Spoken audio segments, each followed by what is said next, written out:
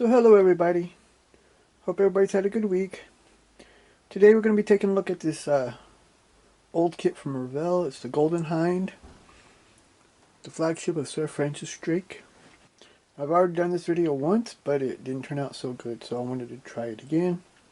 And hopefully you can see the kit better, because the whole point is to see the kit, right? So this is a ship from the 1500s, and this is a kit from the 1960s. The copyright on these instructions is 1965.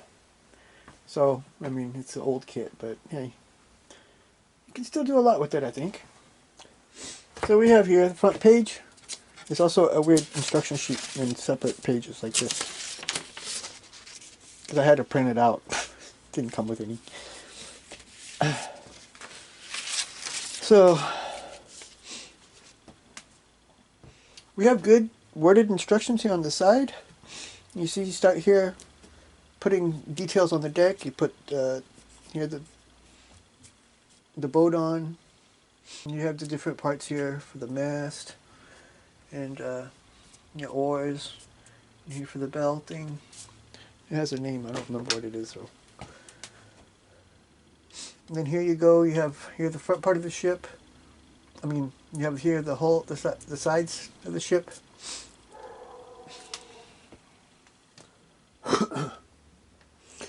So here, number 2, you put the two hull halves together with the deck. There's also here the stand for it, the rudder, and the artwork here in the back. Here's also painting instructions how to do all this here in the back.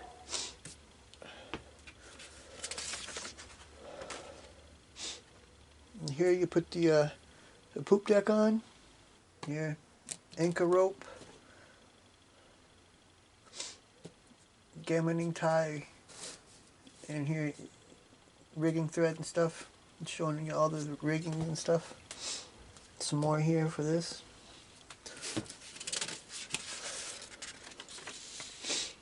And come here, number 4. You put the cannons in. Looks like the cannons are 3-part.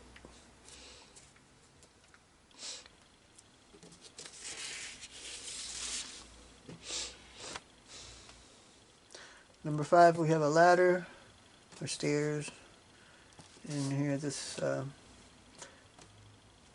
piece here. Some other small detail parts here. And putting the cannons in here. Number 5, this balcony here. And painting instruction, decals for it. And these supports that go underneath.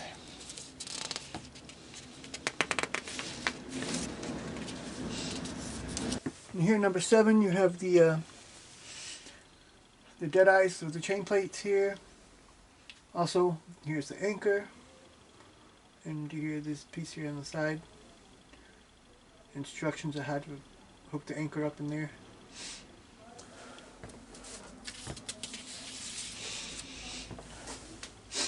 Number 8, we're starting with the masts. We have the crow's nest there, the rigging. And here, number 8, we're working on the mast here. You put the mast together, you have the crow's nest, the rat lines, the dead eyes. Here are the rest of the mast too. I think that's the foremast. Yeah, here's the foremast, the main mast. And this is the mizzen mast. Here's the same thing. You put the two halves of the mast together. Crow's nest, rat lines, and the dead eyes, and the rest of the mast there. And here, this is pretty simple. A few parts. Also some lashing diagram for the top of the end of the mizzen mast.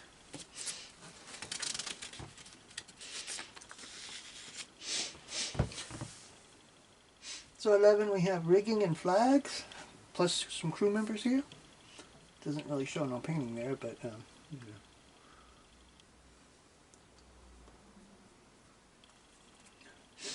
It also has a diagram for the for the angle of the masts.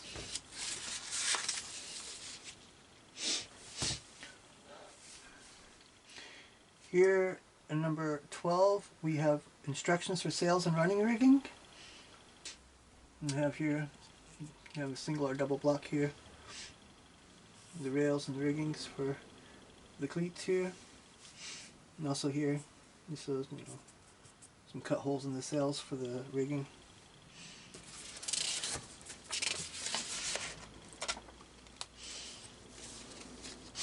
Here's some more detailed instructions on the rigging. This is really cool. I've seen more modern kits that have like really bad rigging instructions and really simplified. But this looks really good. It's showing a lot of rigging here, everywhere.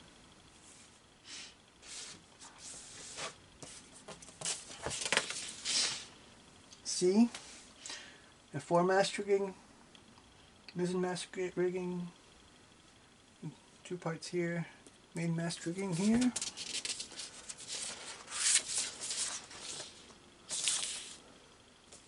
The flags are here too, but yeah, I can't use that. And here the last page is the rest of the mainmast rigging. It also shows you how to tie it in there and everything. That's pretty cool. It has really good rigging instructions. It's just, I find for a sailing ship, the rigging has to well, it has to be done right and it needs to look accurate. It can't be really halfway done unless you have really small ones, because really small ones you need.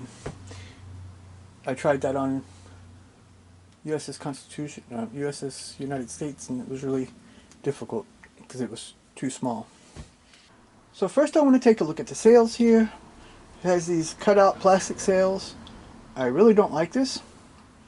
I would much rather have cloth sails, like, I don't know, like one of those shopping bags, the cloth ones. Maybe you can dirty it up, I mean, or age it some, leave it outside, I don't know. Make it look like yellowed and stained, and something like that might work better for a mast. But I don't really like this. And you see they're damaged from sitting in the box. They're bent here and here and here. And they're too stiff, really. Don't really like it so much. So next we have the hull halves here.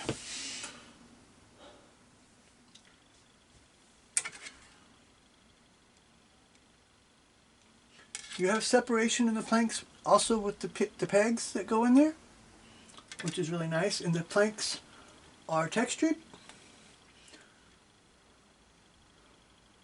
You see the cannon holes there?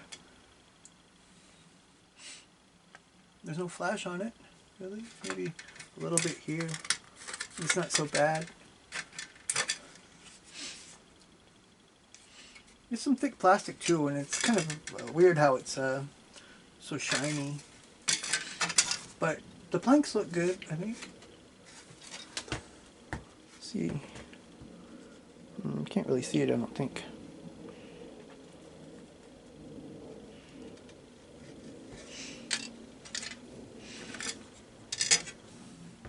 Now these sprues, well, I don't see any numbers on them, but we'll just go through them as I get to them.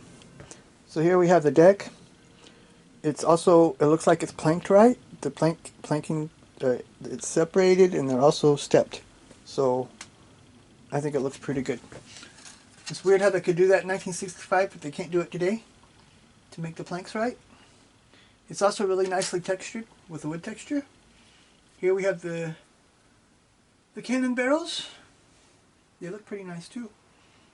And here we have the dead eyes, a lot of them.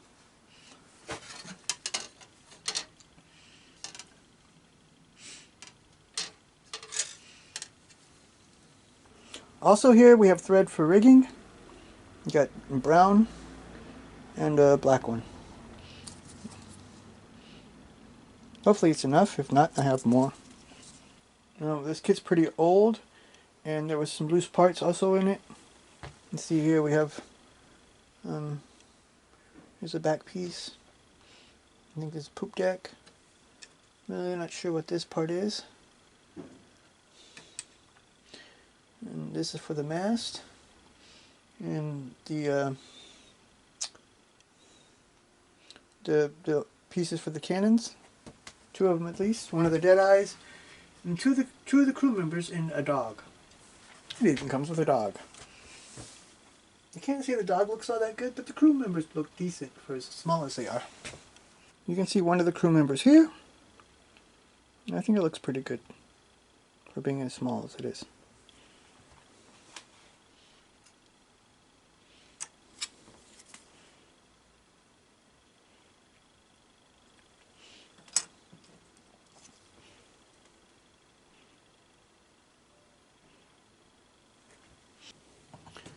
So you see on this sprue we have a lot of the dead eyes here. Maybe all of them, not sure. Let's look at the rest. The 2 crow's nests, and here's these 2 pieces here for the back, and the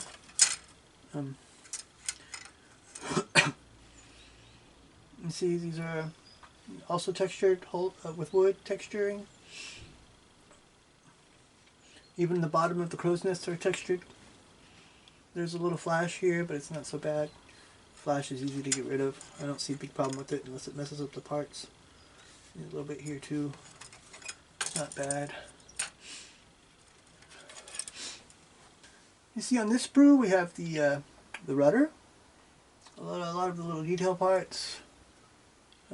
Those pieces that go underneath the... I'm not really sure what it's called in the back. It's like a balcony, you know. The Admiral's cabin.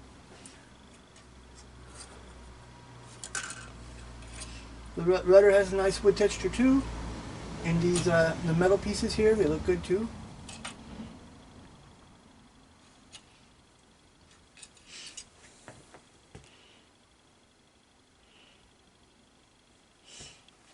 You see on this sprue we have the masts, as well as the dead eyes.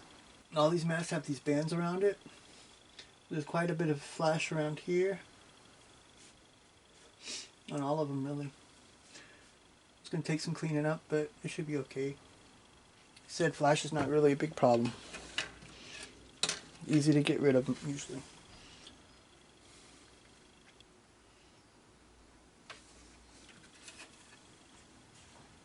So you can see on this sprue, we have more of the decking parts.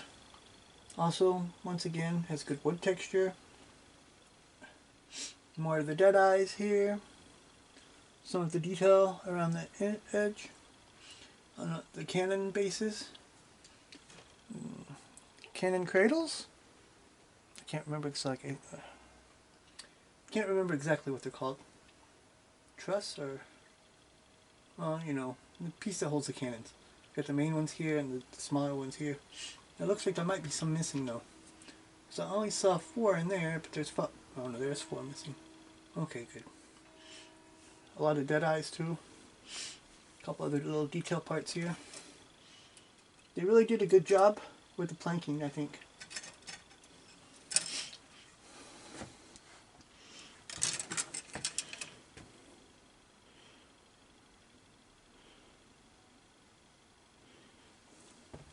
So here on this sprue, we have the base. There's the nameplate. A lot of the structure parts here. And the lifeboat. More figures. Another mast. The lantern. Oars. A lot of flash around the oars. And there's the anchor. More dead eyes.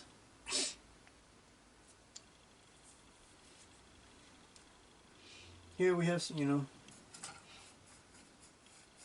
there's like, here's smooth and here's planks. Good texturing with the wood. The boat doesn't have so good of wood texturing though. A little bit. But here, once again, the wood texturing is good around there.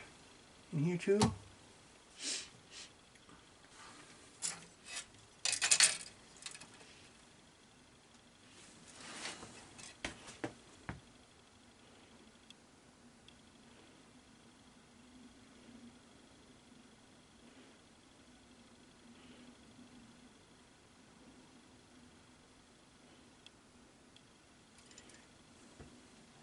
And here we have our last sprue, which is the rat lines.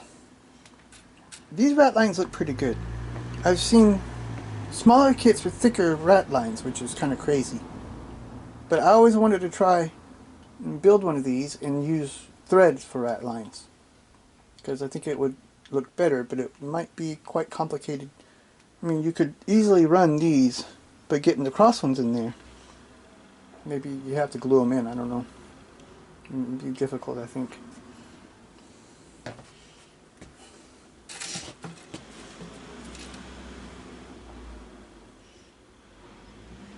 I think they look pretty good though.